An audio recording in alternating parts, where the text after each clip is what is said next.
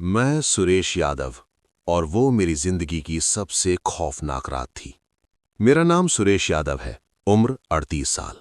पिछले 15 साल से बस चला रहा हूँ। ज्यादातर रात की सर्विस करता हूँ, राजस्थान, मध्य प्रदेश और उत्तर प्रदेश के हाईवे पर। मैं अंधविश्वासी नहीं हूँ, न भूत प्रेत पर विश्वास करता था। लेकिन 17 नवंबर 2022 की वो रात, उसने सब बदल दिया। उस दिन मेरी ड्यूटी थी कोटा से आगरा रूट। रात के 10 बजे बस निकली। ठंडी हवाएं चल रही थीं, धुंध भी हल्की हल्की शुरू हो चुकी थी। बस में कुल 19 यात्री थे। कंडक्टर था मुकेश।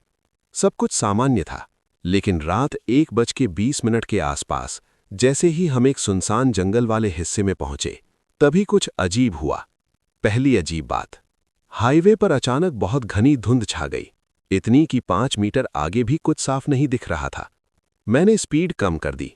तभी हेडलाइट की रोशनी में मैंने सड़क के बीचों बीच एक औरत को खड़े देखा। सफेद साड़ी, लंबे खुले बाल, चेहरा नीचे झुका हुआ। मैंने तुरंत ब्रेक लगाया। बस रुक गई। मुकेश बोला, भाई साहब, इतनी रात को कौन खड़ा है यहां? मैंने हॉर्न बजाया। वो औरत हिली तक नहीं। दूसरी अजीब बात, जैसे ही मैंने दोबारा हॉर्न बजाया, वो औरत धीरे धीरे सिर उठाने लगी। उसका चेहरा मैं आज भी नहीं भूल सकता। आंखें पूरी काली, चेहरे पर कोई भाव नहीं और होठों पर हल्की सी मुस्कान। मेरा हाथ स्टीयरिंग पर कांपने लगा। तभी पीछे बैठे एक बुजुर्ग यात्री चिल्लाए, गाड़ी मत रोकना, ये इंसान नहीं है। मेरे रोंगटे खड़े हो गए। मैंने तुरंत एक्सीलरेटर दबाया। बस उसकी तरफ बढ़ी और वो अचानक गायब हो गई, ऐसे जैसे धुंध में घुल गई हो। तीसरी और सबसे खौफनाक बात, मैंने सोचा शायद आंखों का धोखा है, लेकिन असली डर अभी बाकी था। बस आगे बढ़ी ही थी कि अचानक इंजन बंद हो गया। पूरी बस अंधेरे में डूब गई। हेडलाइट, केबिन लाइट सब बंद, सिर्फ बाहर घना अंधेरा। तभी पीछे से एक औरत की आवाज आई, मुझे क्यों छोड़कर जा रहे हो? पूरी बस में सन्नाटा। मुकेश मेरे पास आकर फुसफुसाया, सर, ये आवाज बस के अंदर से आई है। मैंने रियर व्यू मिरर में देखा। आखिरी सीट पर वही सफेद साड़ी वाली औरत बैठी थी। बस के अंदर मैंने साफ देखा, वो धीरे धीरे सिर झुका रही थी और फिर उठाती। हर बार उसका चेहरा और पास दिख रहा था, जबकि वो सीट से उठी ही नहीं थी। एक यात्री बेहोश हो गया। एक महिला रोने लगी। तभी बस का दरवाजा खुद ब खुद खुल गया और वो औरत खड़ी हो गई। उसके पैर जमीन को छू ही नहीं रहे थे। वो हवा में थोड़ी थोड़ी ऊपर उठी और धीरे धीरे दरवाजे की तरफ बढ़ी। जैसे ही वो दरवाजे से बाहर निकली, बस की सारी लाइट्स वापस ऑन हो गईं। इंजन अपने आप स्टार्ट हो गया। मैंने बिना पीछे देखे बस तेज भगा दी। अगली सुबह हमने उस इलाके के ढाबे पर रुककर पूछताछ की। ढाबे वाले ने कहा, 2 साल पहले उसी जगह एक महिला की एक्सीडेंट में मौत हुई थी। रात को ट्रक ने टक्कर मारी, वो वहीं मरी थी। तब से कई ड्राइवर उसे देख चुके हैं। मेरे पैरों तले जमीन खिसक गई। उस दिन के बाद मैंने कभी रात की उस रूट की ड्यूटी नहीं ली। आज भी मैं बस चलाता हूं, लेकिन उस जंगल वाले रास्ते से नहीं गुजरता, क्योंकि मैं जानता हूं वो कोई भ्रम नहीं था, वो सच था। और अगर उस रात मैंने बस रोक दी होती, शायद आज मैं ये कहानी सुनाने के लिए जिंदा नहीं होता। वो मेरे साथ घर तक आ गई थी। मैं सुरेश यादव। उस रात के बाद मैंने कसम खा ली थी कि उस जंगल वाले रूट पर दोबारा कभी बस नहीं चलाऊंगा। लेकिन असली डर तो उसके बाद शुरू हुआ। पहली अजीब घटना, घर में। उस घटना के 2 दिन बाद मैं घर पर था। रात के लगभग 2 बजे मेरी नींद अचानक खुली। कमरे में अजीब सी ठंडक थी। ऐसा लग रहा था जैसे खिड़की खुली हो, लेकिन सब बंद था। तभी मुझे महसूस हुआ कोई मेरे बिस्तर के पास खड़ा है। मैंने हिम्मत करके आंखें खोली और जो देखा, वही सफेद साड़ी, वही लंबे बाल, वही झुका हुआ चेहरा। वो मेरे बिस्तर के पास खड़ी थी। मेरी सांस जैसे रुक गई। मैं चिल्लाना चाहता था, लेकिन आवाज गले में ही अटक गई। तभी उसने धीरे से कहा, तुम मुझे छोड़कर क्यों चले गए? उसकी आवाज बिल्कुल वही थी जो बस में सुनी थी। मैंने आंखें कसकर बंद कर लीं। जब दोबारा खोली, कमरा खाली था। दूसरी घटना, फोन कॉल। अगले दिन मैंने खुद को समझाया, शायद डर की वजह से भ्रम हो रहा है। लेकिन उसी शाम एक अनजान नंबर से फोन आया। मैंने उठाया, उधर से सिर्फ सांसों की आवाज, फिर धीरे से वही शब्द, मैं आखिरी सीट पर बैठी हूं। मेरे हाथ से फोन गिर गया। मैंने तुरंत बस डिपो के सीसीटीवी चेक करवाए और जो फुटेज दिखा उसने मेरे होश उड़ा दिए। फुटेज में साफ दिख रहा था, जब उस रात बस रुकी थी तो सड़क पर कोई नहीं था, लेकिन जब बस दोबारा चली, आखिरी सीट अपने आप दब रही थी, जैसे कोई बैठा हो। सीट धीरे धीरे नीचे धंस रही थी, लेकिन वहां कोई दिखाई नहीं दे रहा था। कंडक्टर मुकेश ने वो वीडियो देखकर नौकरी छोड़ दी। उसने कहा, भाई, ये इंसानी मामला नहीं है। तीसरी और आखिरी चेतावनी। मैंने एक पंडित से मिलकर पूजा करवाई। सब ठीक लगने लगा। करीब 1 हफ्ते तक कुछ नहीं हुआ। फिर एक रात मैंने सपना देखा। मैं वही बस चला रहा हूं। रात है, सामने वही जंगल। अचानक शीशे में देखा, ड्राइवर सीट के ठीक पीछे वो खड़ी थी। इस बार उसका चेहरा पूरा खून से भरा हुआ था। उसने मेरे कान के पास झुककर कहा, अगली बार मैं तुम्हें साथ ले जाऊंगी। मैं पसीने में भीगा हुआ जागा। और फिर 2 हफ्ते बाद उस जंगल वाले रूट पर चलने वाली एक दूसरी बस का एक्सीडेंट हो गया। ड्राइवर की मौत मौके पर ही हो गई। लोगों ने कहा, एक सफेद साड़ी वाली औरत अचानक सामने आई थी। ड्राइवर ने बस मोड़ी और बस पेड़ से टकरा गई। उस दिन के बाद उस रूट को रात में बंद कर दिया गया। आज भी कभी कभी रात में मुझे लगता है मेरे घर के बाहर कोई खड़ा है, और जब मैं शीशे में देखता हूं, मुझे पीछे आखिरी सीट दिखाई देती है, खाली, लेकिन फिर भी भरी हुई। आखिरी सीट कभी खाली नहीं थी। मैं सुरेश यादव। उस एक्सीडेंट के बाद मैंने बस चलाना ही छोड़ दिया था। डिपो में ऑफिस की ड्यूटी ले ली। मुझे लगा था सब खत्म हो गया है, लेकिन वो खत्म नहीं हुई थी। 17 दिसंबर, ठीक 1 महीने बाद। उस रात में डिपो में अकेला था। पुरानी बसें खड़ी थीं, अंधेरा और ठंडी हवा। लगभग 1:20, वही समय। अचानक डिपो की एक पुरानी बस की हेडलाइट अपने आप जल गई। मैंने सोचा शायद बैटरी में फॉल्ट है, लेकिन वो वही बस थी जिसमें उस रात वो चढ़ी थी। मेरे हाथ पैर सुन्न हो गए। बस के अंदर मैं डरते डरते बस के अंदर गया। सब कुछ शांत था, लेकिन जैसे ही मैं आखिरी सीट के पास पहुंचा, सीट धीरे धीरे अपने आप नीचे दबने लगी, जैसे कोई अभी बैठा हो। मेरे कान के पास फिर वही आवाज, तुम बच नहीं सकते।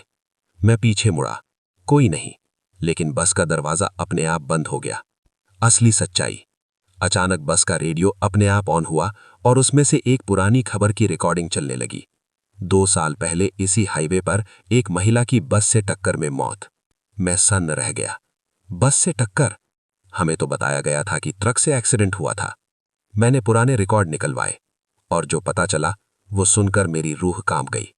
सच, 2 साल पहले मेरी ही बस ने एक महिला को टक्कर मारी थी। उस रात भी मैं ही ड्राइवर था। धुंध थी। मैंने किसी को सड़क पर खड़ा देखा। मैंने सोचा भ्रम है और स्पीड कम नहीं की। अगले दिन खबर आई थी कि एक अज्ञात महिला की लाश मिली है, लेकिन कंपनी ने केस दबा दिया। मुझे भी पूरा सच नहीं बताया गया था, इसलिए वो मुझे ही दिखती थी। अब मुझे समझ आया वो मुझे छोड़कर क्यों नहीं जा रही थी, क्योंकि उसकी मौत का कारण मैं था। आखिरी घटना। उस रात डिपो में बस का इंजन अपने आप स्टार्ट हो गया। स्टीयरिंग खुद ब खुद घूमने लगा। बस धीरे धीरे आगे बढ़ी। मैं बाहर खड़ा था, लेकिन मुझे साफ दिख रहा था ड्राइवर सीट पर कोई बैठा था, सफेद साड़ी। बस सीधे डिपो की दीवार की तरफ बढ़ी और जोरदार टक्कर। बस बंद, अंदर कोई नहीं। उसके बाद मैंने उसी दिन नौकरी छोड़ दी। अब मैं कहीं दूर गांव में रहता हूं, लेकिन हर साल 17 नवंबर की रात मुझे 1:20 पर वही आवाज सुनाई देती है, आखिरी सीट खाली नहीं है। उस रात मैं सच में मर गया था। मैं सुरेश यादव। तुम सोच रहे होगे कि मैं गांव में हूं, जिंदा हूं, बस नौकरी छोड़ दी है, लेकिन सच उससे भी डरावना है। 17 नवंबर, 1 साल बाद। मैंने तय किया था कि उस तारीख को मैं घर से बाहर नहीं निकलूंगा। दरवाजे बंद, खिड़कियां बंद, लाइट्स ऑन। रात के 1:18। दिल बहुत तेज धड़क रहा था। 1:19। कमरे की ट्यूबलाइट हल्की हल्की झिलमिलाने लगी। 1:20। पूरी लाइट चली गई। अंधेरा। और फिर मेरे कमरे में वही ठंडी हवा, कदमों की आहट। मेरे कमरे के बाहर धीरे धीरे कदमों की आवाज आने लगी। टक टक टक, जैसे कोई नंगे पैर चलता हुआ दरवाजे तक आ रहा हो। दरवाजा खुद ब खुद खुल गया। मैं जड़ हो गया। वो अंदर आई। इस बार उसका चेहरा साफ दिख रहा था।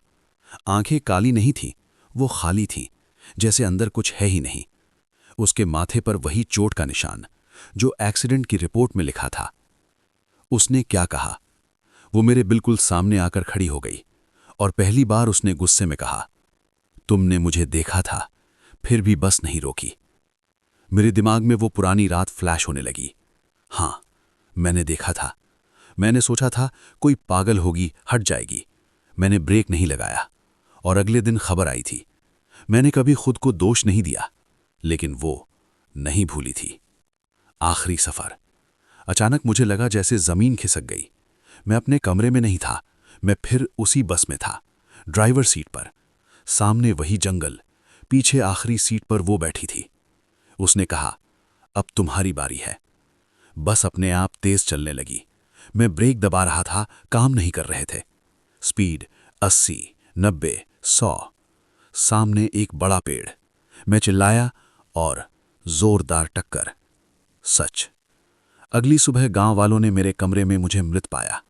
दिल का दौरा बताया गया, लेकिन मेरे चेहरे पर वही डर था जैसा एक्सीडेंट में मरने वाले ड्राइवरों के चेहरे पर होता है।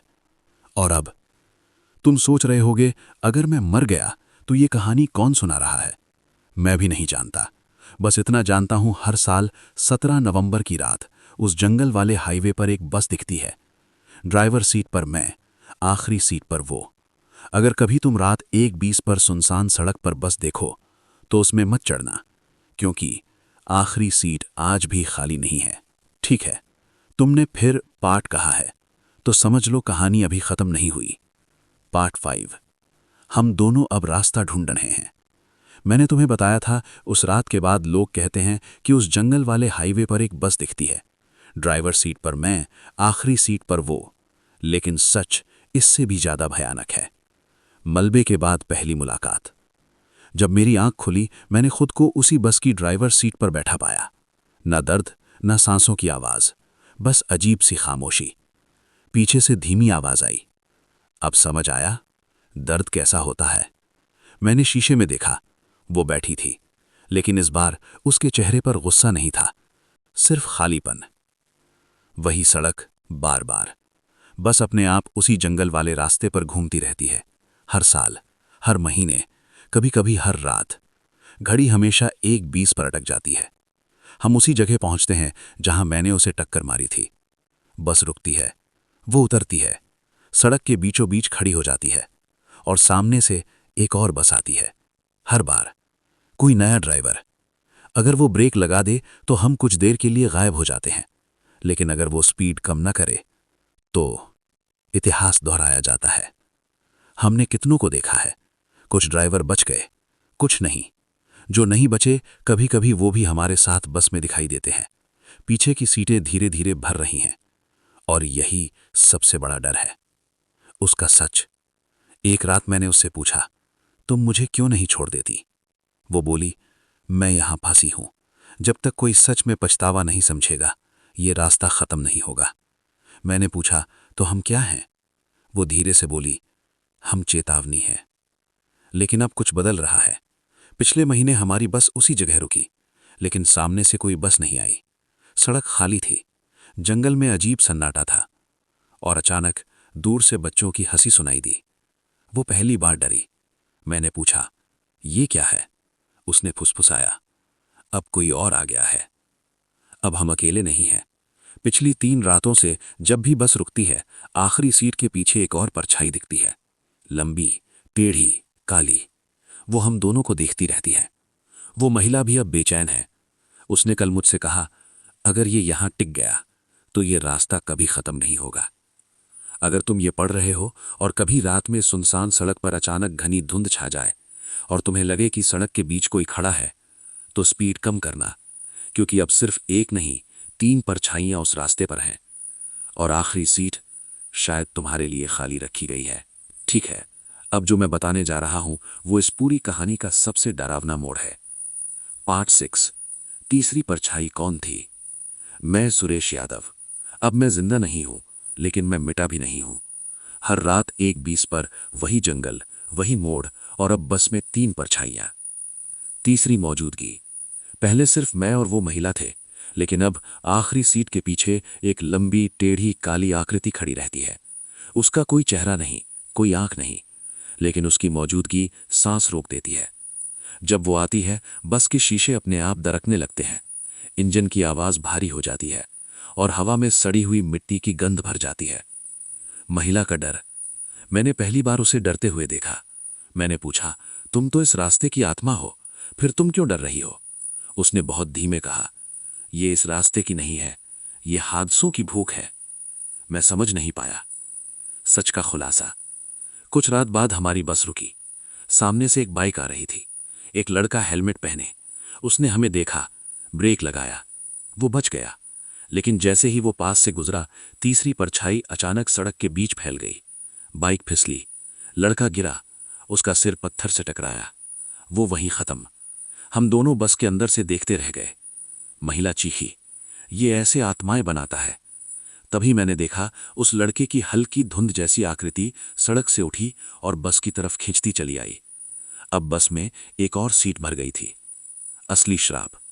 अब मुझे समझ आया, हम दोनों सिर्फ चेतावनी थे, लेकिन ये तीसरी परछाई, ये हादसों की ताकत लेती है। जितने ज्यादा लोग मरेंगे, ये उतनी मजबूत होगी, और जब ये पूरी तरह मजबूत हो जाएगी, तो शायद ये उस सड़क तक सीमित नहीं रहेगी। अब हमारा फैसला। कल रात मैंने उससे कहा, अगर ये ऐसे ही चलता रहा तो और लोग मरेंगे। वो बोली, एक ही रास्ता है। क्या? उसने मेरी तरफ देखा। जिस दिन कोई ड्राइवर बिना डरे सच में गाड़ी रोकेगा और अपने अपराध को मानेगा, उस दिन ये चक्र टूट सकता है। लेकिन डर यही है। आज 17 फरवरी है। 3 दिन बाद फिर 17 तारीख आएगी, और हर 17 की रात ये परछाई सबसे ताकतवर होती है। अगर उस रात कोई रुका नहीं, तो शायद अगली सुबह खबरों में एक बड़ी बस दुर्घटना होगी। अगर तुम ड्राइवर हो और कभी 1:20 पर घनी धुंध में सड़क के बीच कुछ दिखे, तो डर कर भागना मत। शायद वही मौका हो जिससे ये रास्ता हमेशा के लिए खत्म हो सके, क्योंकि अब बस की आखिरी सीट लगभग पूरी भर चुकी है। ठीक है, अब जो हिस्सा आ रहा है वो इस पूरी कहानी का सबसे खतरनाक मोड़ है। पार्ट 7, 17 तारीख की रात। मैं सुरेश यादव। हर महीने की 17 तारीख रात 1:20, वही मोड़, वही धुंध, वही जंगल। लेकिन इस बार कुछ अलग था। हवा में बेचैनी थी। बस का इंजन अपने आप कांप रहा था। शीशों पर दरारें खुद ब खुद उभर रही थीं, और वो तीसरी परछाई पहले से भी बड़ी दिख रही थी। सामने से आती बस। दूर से हेडलाइट दिखी। एक बड़ी प्राइवेट बस। उसका ड्राइवर शायद नया था।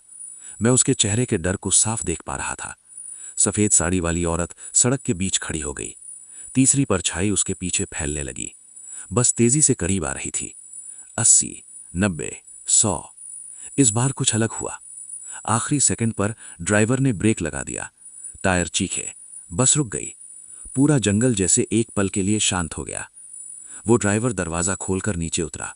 उसके हाथ कांप रहे थे, लेकिन वो भागा नहीं। उसने क्या कहा? वो सड़क के बीच खड़ी महिला के सामने जाकर खड़ा हो गया। उसने कांपती आवाज में कहा, अगर तुम सच में यहां हो तो मैं मानता हूं, मैं भी एक बार गलती कर चुका हूं। मैंने भी एक कुत्ते को बचाने के चक्कर में बाइक वाले को गिरा दिया था। मैं भाग गया था। आज अगर तुम मुझे लेने आई हो तो मैं भागूंगा नहीं। जंगल में सन्नाटा। तीसरी परछाई अचानक कांपने लगी, जैसे उसे दर्द हो रहा हो। चक्र टूटता हुआ। महिला ने पहली बार किसी और को देखा। उसकी आंखों में गुस्सा नहीं था, सिर्फ थकान। उसने धीरे से सिर हिलाया और सड़क से हट गई। तीसरी परछाई जोर से चीखी। बस के शीशे टूटने लगे। इंजन बंद। हवा बर्फ जैसी ठंडी। लेकिन वो ड्राइवर भागा नहीं। वो वहीं खड़ा रहा। तीसरी परछाई का अंत। अचानक तीसरी परछाई सिकुड़ने लगी, जैसे धुएं का गुबार हो। वो बस की तरफ खिंची और फिर पूरी तरह गायब। बस की आखिरी सीटें खाली हो गईं। जो धुंधली आकृतियां बैठी थीं, एक एक करके हवा में घुल गईं। मैंने पहली बार हल्कापन महसूस किया। आखिरी सफर। महिला मेरी तरफ मुड़ी। उसने धीरे से कहा, अब तुम जा सकते हो। बस के शीशे साफ हो गए। इंजन बंद। सड़क पर सिर्फ वो ड्राइवर खड़ा था और सुबह की पहली किरण। और अब उस रात के बाद उस जंगल में कोई हादसा नहीं हुआ। लोग कहते हैं अब वहां धुंध भी पहले जैसी नहीं आती। लेकिन कभी कभी 17 तारीख की रात 1:20 पर ठीक है, तुमने फिर पार्ट कहा है। इसका मतलब कहानी अभी भी सांस ले रही है। लेकिन अब जो सुनोगे वो अंत नहीं, सच्चाई के बाद की सच्चाई है। पार्ट 8। क्या सच में सब खत्म हो गया? तुम सोच रहे होगे तीसरी परछाई खत्म, आत्माएं मुक्त, सड़क सुरक्षित। लेकिन हर कहानी का एक साया होता है, और साया कभी पूरी तरह नहीं जाता। एक नई रिपोर्ट। 17 मार्च, ठीक 1 महीने बाद, स्थानीय अखबार में एक छोटी सी खबर छपी। पुराने जंगल वाले मोड़ पर अजीब ब्रेक मार्क्स मिले। आसपास कोई वाहन नहीं मिला, कोई हादसा नहीं हुआ था, लेकिन सड़क पर लंबे टायर के निशान थे, जैसे किसी बस ने अचानक ब्रेक लगाए हों। CCTV footage. पास के टोल प्लाजा के कैमरे में रात 1:18 पर एक पुरानी मॉडल की बस अंदर जाती दिखी। नंबर प्लेट धुंधली, ड्राइवर का चेहरा साफ नहीं, लेकिन बस टोल से बाहर निकलती हुई कभी दिखाई नहीं दी, जैसे वो सड़क पर गई और गायब हो गई। उस ड्राइवर का सच। जिस ड्राइवर ने उस रात ब्रेक लगाया था वो जिंदा है, लेकिन उसने नौकरी छोड़ दी। उसने सिर्फ इतना कहा, जब मैंने माफी मांगी मुझे लगा कोई मेरे कंधे से हाथ हटा रहा है। लेकिन उसने ये भी कहा, जब मैं वापस बस में चढ़ा, ड्राइवर सीट कुछ सेकंड के लिए गर्म थी, जैसे अभी कोई बैठा हो। आखिरी संकेत। कुछ ट्रक ड्राइवरों ने बताया, कभी कभी आधी रात को सड़क के किनारे एक बस खड़ी दिखती है, हेडलाइट बंद, दरवाजा खुला, अंदर कोई नहीं, लेकिन आखिरी सीट हल्की हल्की हिलती रहती है। सच क्या है? शायद चक्र टूट गया, शायद श्राप खत्म हो गया, लेकिन कुछ जगहें हादसों की याद अपने अंदर रख लेती हैं, और जब तक लोग डर और गलती के साथ जीते रहेंगे, वो सड़क कभी पूरी तरह खाली नहीं होगी। अगर कभी तुम उस रास्ते से गुजरो और अचानक 1:20 पर घड़ी खुद रुक जाए और तुम्हें लगे कोई पीछे बैठा है, तो शीशे में मत देखना, बस ब्रेक लगाना और मन ही मन कहना, मैंने देखा है और मैं रुक गया हूं। क्योंकि कभी कभी मुक्ति बस एक सच्चे स्वीकार से मिलती है, और शायद वो बस अब भी इंतजार कर रही है। ठीक है, अब जो हिस्सा मैं बताने जा रहा हूं वो कहानी नहीं, रिकॉर्ड है। ये बात मुझे एक पुराने अखबार की फाइल में मिली, और उस दिन मुझे समझ आया कि ये सब सिर्फ एक हादसे से शुरू नहीं हुआ था। पार्ट 9, पहली बस। साल 1987, उसी जंगल वाले मोड़ पर। तब वो सड़क नई बनी थी, घना जंगल, कम ट्रैफिक, कोई स्ट्रीट लाइट नहीं। एक सरकारी बस रात 1:20 पर उस मोड़ से गुजर रही थी। ड्राइवर का नाम था रमेश चौधरी। उस रात बस में 12 यात्री थे, और अचानक बस सीधे पेड़ से टकरा गई। किसी ने नहीं समझा क्यों। ब्रेक के निशान सड़क पर नहीं थे, जैसे ड्राइवर ने रोकने की कोशिश ही नहीं की। गवाह का बयान। एक ग्रामीण ने कहा था, हादसे से पहले सड़क के बीच एक औरत खड़ी थी, लेकिन पुलिस ने उस बयान को अंधविश्वास कहकर हटा दिया। रिपोर्ट में लिखा गया, ड्राइवर को नींद आई होगी, लेकिन पोस्टमार्टम रिपोर्ट में एक अजीब बात थी। ड्राइवर के चेहरे पर डर का भाव था। दिल का दौरा नहीं, शराब नहीं, कोई मेडिकल कारण नहीं, सिर्फ आतंक। फिर शुरू हुआ सिलसिला। 1987 के बाद हर 8-10 साल में ठीक उसी तारीख के आसपास रात 1:20 पर कोई बड़ा हादसा हुआ। 1987, 1996, 2005, 2014, 2022, और हर बार कुछ ड्राइवरों ने कहा, सड़क के बीच कोई खड़ा था। असली शुरुआत। फाइल के सबसे आखिरी पन्ने पर एक पुरानी काली सफेद फोटो थी, उस मोड़ की, और फोटो के कोने में एक धुंधली आकृति, सफेद साड़ी। लेकिन उस फोटो की तारीख 1986 थी, यानी हादसे से 1 साल पहले। इसका मतलब वो महिला पहली नहीं थी, वो शायद खुद किसी और हादसे की शिकार थी, और उससे पहले भी कोई और। जंगल वाली सड़क शायद पहले भी किसी रास्ते पर बनी थी, पुराना कच्चा रास्ता जहां बैलगाड़ी पलटी थी, जहां किसी का खून गिरा था, जहां कोई अनजाना दुख दबा था। और अब अगर हर 8-10 साल में चक्र दोहराता है तो अगली तारीख 2031 के आसपास होगी। लेकिन पिछली बार चक्र जल्दी टूट गया था, या शायद सिर्फ दिशा बदल गई है। क्या सच में वो बस गायब हो गई? पिछले हफ्ते एक ड्रोन फोटोग्राफर ने उसी जंगल के ऊपर से वीडियो शूट किया, टाइम लैप्स, और 1:20 पर कुछ सेकंड के लिए पेड़ों के बीच 2 हेडलाइट्स जलीं, फिर बुझ गईं। वहां कोई सड़क नहीं है अब, वो हिस्सा बंद कर दिया गया है, लेकिन हेडलाइट्स साफ दिखती हैं। शायद सच्चाई ये है, रास्ते नहीं डराते, गलतियां डराती हैं, और कुछ जगहें उन गलतियों को कभी नहीं भूलती। अगर तुम कभी किसी सुनसान रास्ते पर 1:20 देखो और अचानक सब शांत हो जाए, तो याद रखना, कुछ बसें मंजिल तक नहीं जाती, कुछ बसें बस इंतजार करती हैं। ठीक है, अब जो मैं बताने जा रहा हूं वो इस पूरी कहानी का आखिरी नहीं, सबसे गहरा हिस्सा है। ये हिस्सा मुझे एक पुराने ट्रांसपोर्ट ऑफिसर ने सुनाया था, जो 30 साल तक उसी रूट की फाइलें संभालता रहा। पार्ट 10, 1:20 का रहस्य। उस ऑफिसर का नाम था विजय सक्सेना। वो कहते थे कि ये सड़क हादसों से पहले भी बदनाम थी। 1:20 क्यों? उन्होंने पुराने नक्शे दिखाए। पता चला, जहां अब वो मोड़ है वहां कभी एक छोटा सा गांव हुआ करता था। नाम था भैरवपुर। 1960 के दशक में एक भीषण आग लगी थी। आग आधी रात के बाद लगी, लगभग 1:20 बजे। पूरे गांव में सिर्फ एक ही घर बचा था।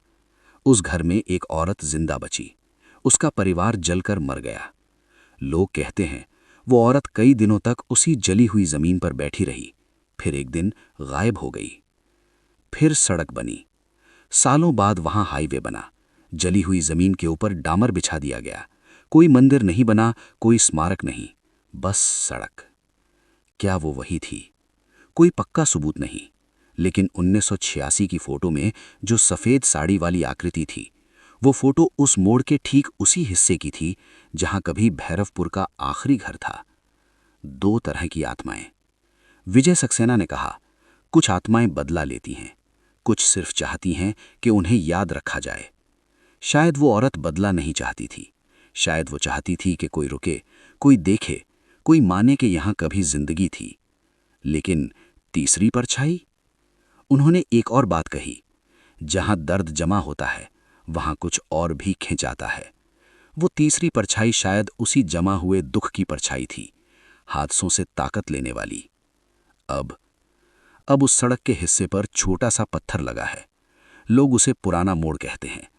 कुछ ड्राइवर वहां से गुजरते हुए हल्का सा हॉर्न बजाते हैं। कुछ गाड़ी से उतरकर 1 मिनट खड़े रहते हैं। कोई पूजा नहीं, कोई माला नहीं, बस स्वीकार। और शायद जब तक लोग रुकते रहेंगे, मानते रहेंगे, याद रखते रहेंगे, वो बस दोबारा पूरी तरह नहीं लौटेगी। लेकिन अगर लोग भूल गए, अगर फिर कोई तेजी से बिना देखे गुजर गया, तो 1:20 फिर जाग सकता है और धुंध फिर लौट सकती है। अगर तुम चाहो तो मैं इस कहानी का एपिलॉग भी सुना सकता हूं, क्योंकि कुछ सच सिर्फ आधी रात के बाद ही सामने आते हैं। ठीक है, अब आखिरी परत हटाते हैं। ये कहानी का एपिलॉग है, जो फाइलों में नहीं, लोगों की फुसफुसाहट में मिलता है। पार्ट 11, एपिलॉग, 1:20 के बाद। साल 2025। पुराने मोड़ पर अब आधा जंगल काट दिया गया है। सड़क चौड़ी हो चुकी है, लेकिन 17 तारीख की रात 1:20 पर हवा आज भी थोड़ी ठंडी हो जाती है। ड्रोन की आखिरी रिकॉर्डिंग। एक लोकल यूट्यूबर ने हॉन्टेड हाईवे पर वीडियो बनाने की ठानी। उसने 16:9 ड्रोन कैमरा सेट किया। Time lapse. 1:18, सब सामान्य। 1:19, हल्की धुंध। 1:20, फ्रेम के बीच 2 सेकंड के लिए हेडलाइट्स, साफ, सीधे कैमरे की ओर। फिर अंधेरा।